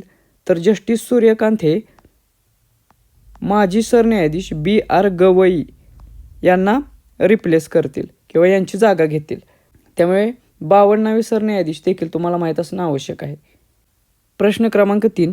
जगातील सर्वात उंच मोटारेबल रोड म्हणजेच वाहनयोग्य रस्ता मिगला पास येथे कोठे बांधण्यात आला? तर मिगला पास म्हणजे मिगला नावाची जी खिंड आहे तेथे जगातील सर्वात उंच मोटारेबल रोड बनवण्यात आलेला आहे आणि तो आहे लडाख या ठिकाणी. त्यामुळे पर्याय क्रमांक 4 हे या प्रश्नाचे योग्य उत्तर असेल. हा जो रस्ता आहे तो कोण बांधत आहे? तर बॉर्डर रोड ऑर्गनायझेशन ही जी संस्था आहे त्याच्यामार्फत हा रोड बांधला जात आहे. आणि हा जो रोड आहे तो जवळपास 19,400 फूट एवढ्या उंचीवर बांधला जात आहे. त्यामुळे तो जगातील सर्वात उंच मोटारेबल रोड असणार आहे. प्रश्न क्रमांक 4. भारताचा पहिला काच किंवा ग्लास सस्पेन्शन ब्रिज कोणत्या शहरात बांधला जात आहे? तर भारतातील पहिलाच काच सस्पेन्शन ब्रिज बांधला जात आहे ऋषिकेश या शहरामध्ये. त्यामुळे पर्याय क्रमांक 2 हे याचे योग्य उत्तर असेल. हे कोठे आहे? तर हे आहे उत्तराखंड या राज्यामध्ये. त्यामुळे राज्याचे नाव देखील तुम्हाला माहीत असणं आवश्यक आहे, कारण शहराच्या ठिकाणी राज्य देखील तुम्हाला ते विचारू शकतात. त्याचबरोबर हा जो ब्रिज आहे तो कोणत्या नदीवर आहे असा देखील प्रश्न येऊ शकतो. तर हा ब्रिज गंगा नदीवरती आहे. त्यामुळे हे देखील लक्षात ठेवा. प्रश्न क्रमांक 5. आशियान शिखर परिषद 2025मधील 46वी आणि 47वी परिषदेचे कोणत्या देशाने यजमानपद भूषवले? तर अशा प्रकारे ज्या काही शिखर परिषदा होतात इंटरनॅशनल लेवलच्या त्याच्या यजमानपद किंवा होस्ट कंट्री कोणती आहे त्याच्यावरती खूप सारे प्रश्न विचारले जातात. तर आशियान शिखर परिषद 2025 जी झाली त्याचे यजमानपद भूषवले होते मलेशिया या देशाने. त्यामुळे पर्याय क्रमांक 2 हे याचे योग्य उत्तर असेल. आता याच्याबद्दल अधिक माहिती आपण बघूया की 46वे आणि 47वे आशियान शिखर संमेलन 2025 पार पडलेले होते मलेशियामधील क्वालालंपूर या ठिकाणी. त्यामुळे हे ठिकाण लक्षात ठेवा. डायरेक्ट ठिकाण देखील तुम्हाला ते पेपरमध्ये विचारू शकतात. याचे अध्यक्षस्थान कोणी भूषवले होते? तर मलेशियाचे पंतप्रधान अनवर इब्राहिम यांनी याचे अध्यक्षस्थान भूषवलेले होते. आणि या कार्यक्रमाची किंवा परिषदेची थीम काय होती? तर इन्क्लुझिव्हिटी आणि सस्टेनेबिलिटी, म्हणजे सर्वसमावेशकता आणि शाश्वतता या थीमवर आधारित ही परिषद पार पडलेली आहे. तर या ॲडिशनल इन्फॉर्मेशन देखील लक्षात ठेवा. प्रश्न क्रमांक 6, विज्ञान रत्न पुरस्कार 2025 कोणी प्राप्त केला? तर अशा प्रकारचे जे पुरस्कार आहेत त्याच्यावरती देखील पेपरमध्ये प्रश्न विचारले जातात. तर विज्ञान रत्न पुरस्कार 2025 प्राप्त झालेला आहे जयंत विष्णू नारळीकर यांना. त्यामुळे या प्रश्नाचे उत्तर आहे पर्याय क्रमांक 3 हे. प्रश्न क्रमांक 7, फिल्मफेअर पुरस्कार 2025 मध्ये सर्वोत्कृष्ट चित्रपटाचा पुरस्कार कोणत्या चित्रपटाने जिंकला? तर जे नुकतेच पार पडलेले फिल्मफेअर अवॉर्ड्स 2025 होते, याच्यामध्ये सर्वोत्कृष्ट चित्रपटाचा पुरस्कार मिळालेला आहे लापता लेडीज या चित्रपटाला. त्यामुळे पर्याय क्रमांक 3 हे या प्रश्नाचे योग्य उत्तर असेल. आता याच्या संबंधी अधिक माहिती आपण बघूया की हे जे फिल्मफेअर अवॉर्ड्स होते ते 17वे फिल्मफेअर अवॉर्ड्स होते 2025चे. आणि याच्या संबंधित काही महत्त्वाचे विजेते बघूया की ज्याच्यावरती परीक्षेमध्ये प्रश्न विचारले जातील. तर आत्ताच आपण पाहिलेलं की सर्वोत्कृष्ट चित्रपट हा पुरस्कार मिळालेला आहे लापता लेडीज या सिनेमाला.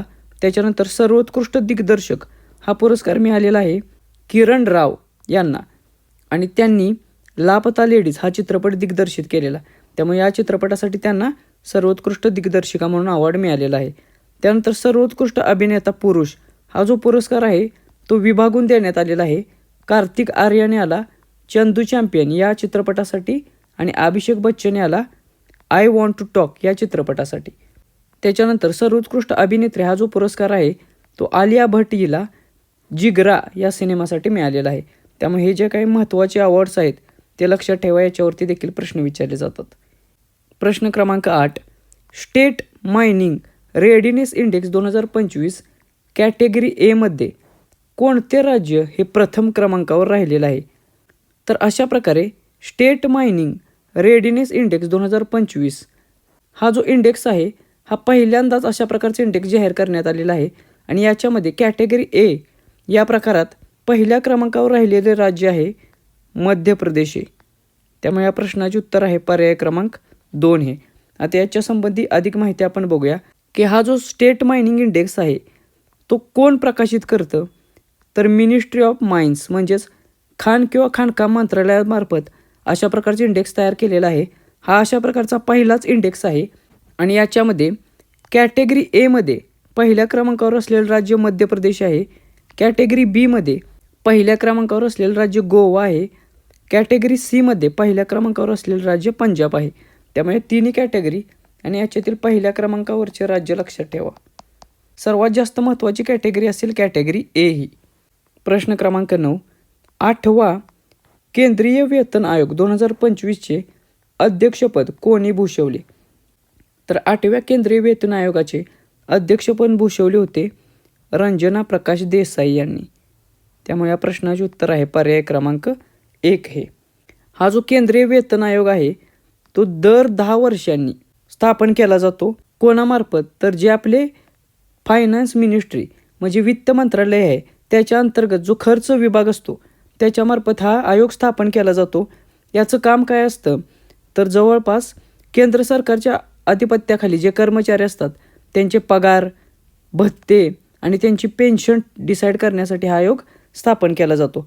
आणि हा जो 8वा केंद्रीय वेतन आयोग आहे त्यांनी ज्या तरतुदी सांगितलेल्या आहेत त्या 1 जानेवारी 2026 पासून इम्प्लिमेंट करायची घोषणा केलेली आहे. त्यामुळे ही तारीख देखील लक्षात ठेवा, याच्यावरती देखील पेपरमध्ये प्रश्न येऊ शकतो. प्रश्न क्रमांक 10, जागतिक स्तरावर एकूण वनक्षेत्राच्या बाबतीत भारताचा क्रमांक कितवा आहे? तर जागतिक स्तरावरती एकूण वनक्षेत्राच्या बाबतीत भारताचा क्रमांक आहे 9वा. त्यामुळे या प्रश्नाचे उत्तर आहे पर्याय क्रमांक 2 हे. प्रश्न क्रमांक 11, 2025 फिफा अंडर-20 विश्वचषक कोणत्या देशाने जिंकलेला आहे? तर 2025चा फिफा अंडर-20 वर्ल्ड कप जो आहे तो जिंकलेला आहे मोरोक्को या देशाने आणि हे या देशाचे पहिलेच विजेतेपद आहे. त्यामुळे पर्याय क्रमांक 4 हे याचे योग्य उत्तर असेल. त्याचबरोबर अर्जेंटिना जे आहे ते रनरअप होता, म्हणजे दुसरा क्रमांक होता तो अर्जेंटिना या देशाचा. त्यामुळे हे देखील तुम्हाला माहीत असलं पाहिजे. त्याचबरोबर हा जो विश्वचषक वर्ल्ड कप झाला अंडर-20 तो पार पडला चिली या देशामध्ये. त्यामुळे हे ठिकाण देखील लक्षात ठेवा. या ठिकाणावरती देखील तुम्हाला पेपरमध्ये प्रश्न विचारला जाऊ शकतो. प्रश्न क्रमांक 12. भारतामध्ये स्वदेशी पद्धतीने शोधण्यात आलेले पहिले प्रतिजैविक कोणते आहे? तर भारतामध्ये स्वदेशी इंडिजिनियस पद्धतीने शोधण्यात आलेले पहिले प्रतिजैविक ठरलेले आहे नॅफिथ्रोमायसिन हे. त्यामुळे या प्रश्नाचे उत्तर आहे पर्याय क्रमांक 2 हे. आता हे कोणी डेव्हलप केलेलं आहे असा देखील प्रश्न पेपरमध्ये येऊ शकतो. तर नॅफिथ्रोमायसिन हे वॉकहार्ट लिमिटेड ह्या संस्थेने आणि डिपार्टमेंट ऑफ बायोटेक्नॉलॉजी म्हणजे जैवतंत्रज्ञान विभाग या दोघांनी एकत्रित मिळून शोधलेले आहे किंवा निर्माण केलेले आहे. त्यामुळे ह्या 2 संस्था लक्षात ठेवा. आता याचा उपयोग काय होणार आहे नॅफिथ्रोमायसिनचा? तर जे श्वसन संक्रमण करणारे रोग आहेत किंवा रेस्पिरेटरी इन्फेक्शन्स आहेत, त्याचबरोबर कर्करोगग्रस्त जे रुग्ण आहेत आणि मधुमेही रुग्ण जे आहेत डायबेटिक पेशंट्स त्यांच्यासाठी हे जे औषध आहे ते उपयोगी ठरणार आहे. तर परीक्षेच्या दृष्टिकोनातून तुम्हाला ही संस्था आणि त्या औषधाचे नाव या 2 गोष्टी खूप महत्त्वाच्या आहेत. प्रश्न क्रमांक 13. 2026 ते 28 या कार्यकाळासाठी संयुक्त राष्ट्र मानव अधिकार परिषदेसाठी कोणता देश निवडून आला? तर 2026 ते 2028 या 3 वर्षाच्या काळासाठी युनायटेड नेशन ह्युमन राईट काउन्सिलवरती निवडून आलेला देश ठरलेला आहे भारत हा. त्यामुळे या प्रश्नाचे उत्तर आहे पर्याय क्रमांक 1 हे. आणि अशा प्रकारे युनायटेड नेशन ह्युमन राईट काउन्सिलवरती भारताची ही 7वी निवड ठरलेली आहे किंवा 7व्यांदा अशा प्रकारे भारत यावरती निवडून गेलेला आहे. प्रश्न क्रमांक 14. जगातील पहिले मल्टीसेन्सर अर्थ ऑब्झर्वेशन सॅटेलाइट कोणती स्पेस टेक कंपनी प्रक्षेपित करणार आहे? तर जगातील पहिले अशा स्वरूपाचे मल्टीसेन्सर अर्थ ऑब्झर्वेशन सॅटेलाइट पृथ्वी निरीक्षण उपग्रह प्रक्षेपित करणार आहे गॅलेक्स आय ही कंपनी. त्यामुळे पर्याय क्रमांक 4 हे या प्रश्नाचे योग्य उत्तर आहे. आता याच्याबाबत अधिक माहिती आपण बघूया, कारण ही जगातील पहिलीच मल्टीसेन्सर टाईपची पृथ्वी निरीक्षण उपग्रह मिशन असणार आहे. आणि याचे नाव काय दिलेले आहे या मिशनला? तर मिशन दृष्टी हे नाव दिलेले आहे. त्यामुळे हे नाव लक्षात ठेवा. हे कशाशी संबंधित मिशन आहे ते देखील लक्षात ठेवा, याच्यावरती प्रश्न विचारला जाईल. त्याचबरोबर याचे प्रक्षेपण करणारी संस्था कोण आहे? तर आपण आत्ताच पाहिलं गॅलेक्स आय. हे जे उपग्रह आहे याचे प्रक्षेपण कधी होणार आहे? तर 2026 साली. आणि या उपग्रहाचे वजन असणार आहे 160 किलोग्रॅम. तर ह्या ज्या 2 ॲडिशनल गोष्टी आहे ह्या MPSC किंवा कंबाईन करणाऱ्या मुलांसाठी जास्त उपयुक्त आहेत. तर तुमच्यासाठी मिशन दृष्टी आणि कोणती संस्था हे प्रक्षेपण करणार आहे ते जास्त महत्त्वाचे आहे. त्यानंतर प्रश्न क्रमांक 15. HIV, हेपेटायटिस B, सिफिलिसचा माता ते शिशु हा प्रसार पूर्णपणे थांबवणारा जगातील पहिला देश कोणता ठरलेला आहे? तर HIV असेल, हेपेटायटिस B असेल आणि सिफिलिस असेल. तर या 3 रोगांचा माता ते शिशु हा जो प्रसार आहे तो पूर्णपणे थांबवणारा जगातील पहिलाच देश ठरलेला आहे मालदीव हा. त्यामुळे पर्याय क्रमांक 2 हे याचे योग्य उत्तर असेल. आणि अशा प्रकारची घोषणा नुकतीच WHO केलेली आहे. त्यानंतर प्रश्न क्रमांक 16. भारताचे पहिले सेमीकंडक्टर इनोव्हेशन संग्रहालय कोणत्या शहरात उघडण्यात आलेले आहे? तर भारताचे पहिले सेमीकंडक्टर इनोव्हेशन संग्रहालय हैदराबाद या शहरामध्ये उघडण्यात आले. त्यामुळे पर्याय क्रमांक 2 हे याचे योग्य उत्तर असेल. याचे जे नाव आहे ते चिप सिम किंवा म्युझियम या नावाने हे ओळखले जात आहे. त्यामुळे हे देखील तुम्हाला माहीत असणं आवश्यक आहे. प्रश्न क्रमांक 17. दक्षिण पूर्व आशियातील पहिले कोरल लार्वा क्रायो बँक कोणत्या देशाने सुरू केलेले आहे? तर दक्षिण पूर्व आशियातील पहिले कोरल लार्वा क्रायो बँक सुरू केलेले आहे फिलिपाईन्स या देशाने. त्यामुळे पर्याय क्रमांक 2 हे याचे योग्य उत्तर असेल. हे कशासाठी आहे तर जे काही कोरल लीफ्स आहेत समुद्रामधले, समुद्रकिनाऱ्यावरचे, त्यांना रिस्टोअर करण्यासाठी अशा प्रकारचे हे उपक्रम फिलिपाईन्स या देशामार्फत राबवला जात आहे. प्रश्न क्रमांक 18 राजस्थानातील पहिले नमो जैवविविधता उद्यान कोणत्या जिल्ह्यात उद्घाटन करण्यात आलेले आहे? तर राजस्थानमधील पहिले नमो जैवविविधता उद्यान, ज्याचे नाव हे नमो वन असे ठेवण्यात आलेले आहे, नमो वन, आणि याचे उद्घाटन करण्यात आलेले आहे अलवार या जिल्ह्यामध्ये. त्यामुळे पर्याय क्रमांक 2 हे याचे योग्य उत्तर असेल आणि या उद्यानाचे नाव असेल नमो वन हे. त्यामुळे हे नाव देखील लक्षात ठेवा. प्रश्न क्रमांक 19 ऑक्टोबर 2025 मध्ये भारतभरातील 1000 शासकीय IITचे आधुनिकीकरण करण्यासाठी कोणती योजना सुरू करण्यात आली? तर देशभरातील जवळपास 1000 शासकीय IITचे आधुनिकीकरण मॉडर्नायझेशन करण्यासाठी PM सेतू ही योजना सुरू करण्यात आली आहे. त्यामुळे पर्याय क्रमांक 1 हे याचे योग्य उत्तर असेल. प्रश्न क्रमांक 20 DRDOद्वारे विकसित केलेल्या भारताच्या पुढील पिढीतील हायपरसॉनिक ग्लाइड वाहनाचे नाव काय आहे? तर नेक्स्ट जनरेशन हायपरसॉनिक ग्लाइड व्हेकलचे नाव आहे ध्वनी असे. त्यामुळे पर्याय क्रमांक 2 हे याचे योग्य उत्तर असेल. आणि ह्या जो ध्वनी आहे हायपरसॉनिक ग्लाइड व्हेकल, याचे स्पीड हे मॅक 5+ आहे, म्हणजे ध्वनीच्या वेगाच्या 5 पट जास्त एवढे याचे स्पीड असणार आहे.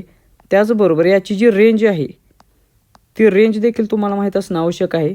तर याची रेंज ही 6000 किलोमीटर ते 10,000 किलोमीटर एवढी याची रेंज असणार आहे.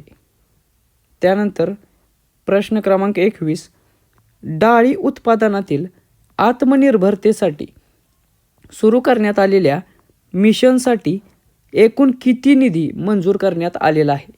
तर डाळींच्या उत्पादनाच्या बाबतीत आत्मनिर्भरता प्राप्त करण्यासाठी जवळपास 11,440 कोटी रुपयांची मिशन सुरू करण्यात आली होती. त्यामुळे पर्याय क्रमांक 1 हे याचे योग्य उत्तर असेल. आता याच्या संबंधी अधिक माहिती आपण बघूया. हे जे मिशन आहे ते देशाचे पंतप्रधान नरेंद्र मोदी यांनी लॉन्च केलेले. या मिशनचा कालावधी असणार आहे 2025-26 ते 2030-31, म्हणजे जवळपास 6 वर्ष. एकूण निधी आपण मगाशीच पाहिला 11,440 कोटी रुपयांची तरतूद करण्यात आलेली आहे. आणि सर्वात महत्त्वाचे म्हणजे हे जे मिशन आहे डाळींच्या उत्पादनात आत्मनिर्भरता, त्याच्यामध्ये तूर डाळ, उडीद डाळ आणि मसूर डाळ याच्यावरती जास्त फोकस करण्यात आलेला आहे. त्यामुळे या 3 डाळी लक्षात ठेवा. आणि 2031 पर्यंत डाळ उत्पादनाचे लक्ष ठेवण्यात आलेले आहे 350 लाख टन एवढे. त्यामुळे या 3-4 गोष्टी लक्षात ठेवा. याच्यातील कोणत्याही गोष्टीवरती पेपरमध्ये प्रश्न विचारला जाऊ शकतो. प्रश्न क्रमांक 22 टाटा कंपनी भारतातील पहिली खाजगी हेलिकॉप्टर असेंब्ली लाईन कोणत्या राज्यात उभारणार आहे? तर भारतातील पहिली खाजगी हेलिकॉप्टर असेंब्ली लाईन कर्नाटक या राज्यात टाटा कंपनी उभारणार आहे. त्यामुळे पर्याय क्रमांक 2 हे याचे योग्य उत्तर असेल. आणि याच्यामार्फत जी पहिली डिलिव्हरी असेल ती 2027 या वर्षी एक्सपेक्टेड आहे. त्याचबरोबर हे जे हेलिकॉप्टर आहेत त्याचे नाव असणार आहे एअरबस H125 हेलिकॉप्टर आहे. त्यामुळे हे नाव देखील लक्षात ठेवा. या नावावरती देखील पेपरमध्ये प्रश्न विचारला जाऊ शकतो. एअरबस याच्यासोबत ह्या भागीदारीत प्रकल्प राबवण्यात येणार आहे. त्यानंतर प्रश्न क्रमांक 23 भारतातील अधिकृतपणे बालविवाहमुक्त घोषित होणारा पहिला जिल्हा कोणता ठरलेला आहे? तर ऑफिशियली बालविवाहमुक्त घोषित होणारा पहिला जिल्हा भारतातील ठरलेला आहे बलोदा. त्यामुळे पर्याय क्रमांक 2 हे याचे योग्य उत्तर असेल. आणि हा जो बलोद आहे तो छत्तीसगड या राज्यातील आहे. त्यामुळे हे राज्य देखील लक्षात ठेवा. याच्यावरती देखील तुम्हाला प्रश्न विचारला जाऊ शकेल. हा परीक्षे दृष्टिकोनातून खूप महत्त्वाचा असलेला प्रश्न आहे. प्रश्न क्रमांक 24 भारताचा पहिला पाण्याखालील बोगदा कोणते राज्य बांधणार आहे? तर भारताचा पहिला पाण्याखालील बोगदा बांधणार आहे केरळ राज्य सरकार. त्यामुळे पर्याय क्रमांक 2 हे या प्रश्नाचे योग्य उत्तर आहे.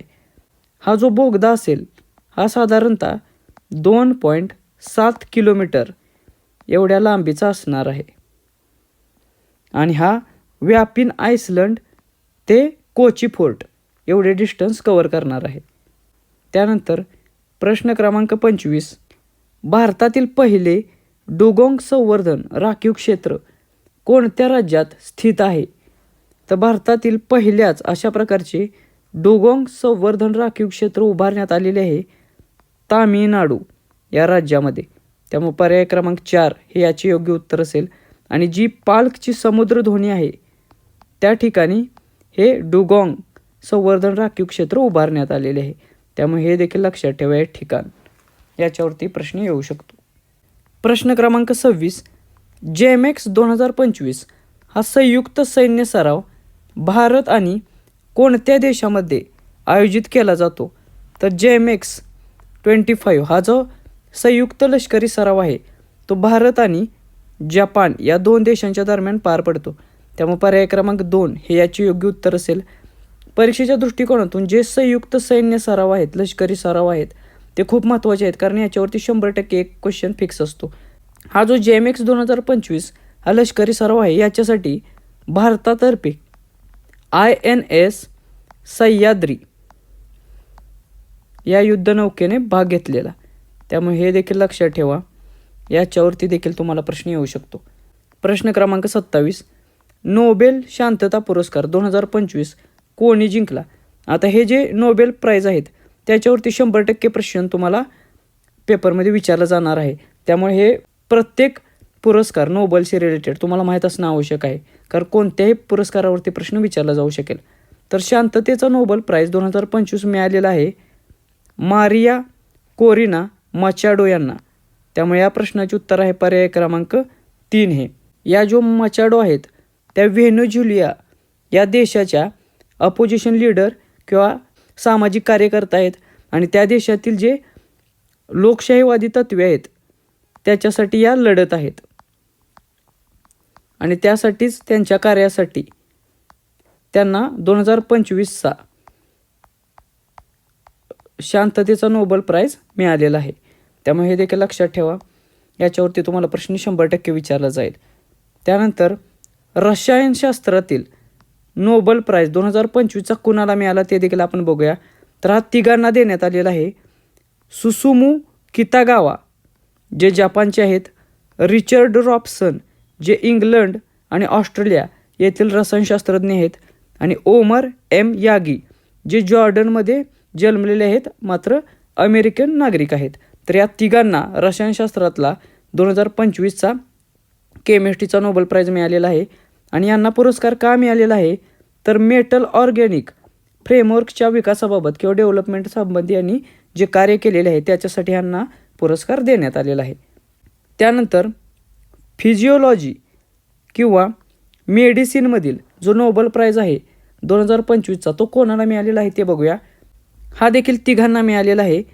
मेरी ई ब्रँको जे अमेरिकन आहेत, फ्रेड रॅम्सडेल जे अमेरिकन आहेत आणि शिमोन साकागुची जे जपानचे आहेत. असे या तिघांना फिजिओलॉजी किंवा मेडिसिनचा 2025चा नोबेल प्राईज मिळालेला आहे. कोणत्या गोष्टीसाठी मिळालेला आहे तर पेरिफेरल ह्युमन टॉलरन्स म्हणजेच परिघीय रोगप्रतिकारक सहनशीलता याच्या संबंधी त्यांनी जे संशोधन केलेले आहे त्याच्यासाठी हा पुरस्कार त्यांना दिलेला आहे.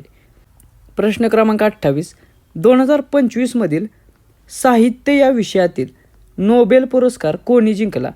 तर साहित्य लिटरेचर या संबंधातील 2025चा नोबेल प्राईज मिळालेला आहे लाझलो क्रान्स्ना होरकाय यांना.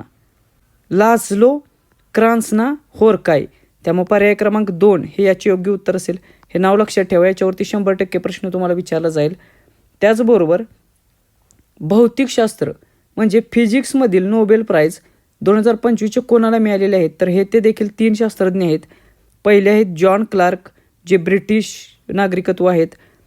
त्याच्यानंतर मिशेल H देवोरे जे फ्रेंच भौतिकशास्त्रज्ञ आहेत आणि जॉन एम मार्टिनीज जे अमेरिकन फिजिसिस्ट आहेत. त्यामुळं हे जे 3 जण आहेत त्यांना भौतिकशास्त्रातील नोबेल प्राईज मिळालेला आहे. आणि कशासाठी मिळाला तर विद्युत परिपथ म्हणजे जे सर्किट असतं त्याच्यामध्ये आढळणाऱ्या मायक्रोस्कोपिक क्वांटम मेकॅनिकल टनेलिंग आणि एनर्जी क्वांटायझेशनसाठी या मधील शोधांसाठी त्यांना हा पुरस्कार देण्यात आलेला आहे. त्यामुळे हा पुरस्कार कशासाठी मिळाला आणि कोणाला मिळाला हे लक्षात ठेवा. त्याच्यानंतर अर्थशास्त्र इकॉनॉमीमधील नोबेल प्राईज 2025 कोणाला मिळालेला आहे तर येथे देखील 3 शास्त्रज्ञ आहेत. जॉयल मोकिर जे अमेरिकन आणि इस्रायल आर्थिक इतिहासकार आहेत. त्याच्यानंतर फिलिप ऑगियो जे फ्रेंच अर्थशास्त्रज्ञ आहेत आणि पीटर हाविट जे कॅनडाचे आहेत. तर या तिघांना अर्थशास्त्रातील नोबेल प्राईज 2025 मिळालेला आहे. आणि कशासाठी मिळाला तर नवीन टेक्नॉलॉजीच्या मदतीने सातत्यपूर्ण आर्थिक वाढ कशी साध्य करता येईल हे त्यांनी दाखवून दिलेलं आहे.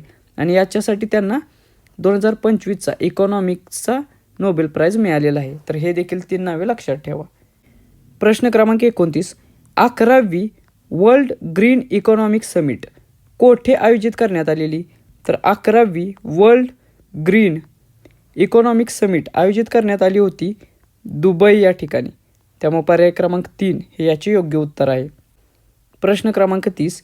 2025 IUCN वर्ल्ड कन्झर्वेशन काँग्रेसचे यजमानपद कोणत्या शहराने भूषवले तर IUCN वर्ल्ड कन्झर्वेशन काँग्रेस 2025चे यजमानपद भूषवलेले आहे अबुधाबी या शहराने. त्यामुळे पर्याय क्रमांक 2 हे याचे योग्य उत्तर असेल. तर अशा रीतीने आपण ऑगस्ट, सप्टेंबर, ऑक्टोबर आणि नोव्हेंबर या 4 महिन्यांचे IBPS पॅटर्ननुसार परीक्षेच्या दृष्टिकोनातून अतिशय महत्त्वाचे असलेले प्रश्न कव्हर केलेले आहेत. याचा तुम्हाला परीक्षेमध्ये 100% फायदा होईल. जास्तीत जास्त प्रश्नांची रिव्हिजन करा. जेवढ्या जास्त प्रश्नांची तुम्ही रिव्हिजन कराल तेवढा जास्त फायदा तुम्हाला त्याचा परीक्षेमध्ये होईल. त्याचबरोबर तुम्ही जर सर्व सरळ सेवा भरतीसाठी तयारी करत असाल तर तुम्हाला चालू घडामोडींचा अभ्यास करण्यासाठी आपल्या या नोट्स आहेत त्या तुम्ही परचेस करू शकता. त्याचा तुम्हाला येणाऱ्या प्रत्येक परीक्षेमध्ये 100% फायदा होईल. IBPS ही पेपरमध्ये आर्थिक पाहणी आणि अर्थसंकल्पावर देखील प्रश्न विचारत असते. त्याचे देखील व्हिडिओ आपण घेतलेले आहेत. ते आता तुम्हाला स्क्रीनवर दिसत असतील. तेथून तुम्ही ते व्हिडिओ पाहू शकता. त्याचा देखील तुम्हाला पेपरमध्ये फायदा होईल. तुम्हाला परीक्षेसाठी ऑल द बेस्ट. थँक्यू.